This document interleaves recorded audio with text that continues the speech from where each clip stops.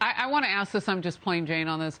Do they not know that in the White House, or do they think we're stupid? Is it them or is it us? The other thing they know, by the way, is that 95% of all the gas stations in America, 150,000 of them, this is fascinating, are owned by mom and pop retailers. They're not owned by the oil company. And listen to the title of today's hearing. This is what the Democrats put together. It's not only Joe Biden who's telling tall tales about this story. It's the whole Democratic Party. They say the title is Gouged at the Gas Station, Big Oil and America's Pain at the Pump, assuming that Big Oil is responsible for the prices at the gas stations. In fact, only 5% of gas stations are owned by Big Oil, and the mom and pops who own the 95% are only making a slim margin. I think we have a graphic there. They're making 2 to 4 cents per gallon of a profit margin for the gasoline that they sell.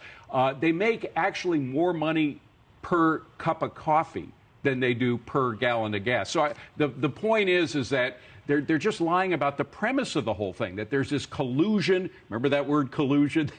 It's often lied about in politics, but there's this collusion between oil companies and gas stations and the price that you pay at the pump. That just ain't the way it worked. And look at the previous 4 years. If oil companies had the ability to raise the price to $110 a barrel 3 years ago, don't you think they would have done it? Right. But they don't have that luxury. Right. When the economy was better and people by and large could afford more. That's an interesting point, too. Yeah. I want to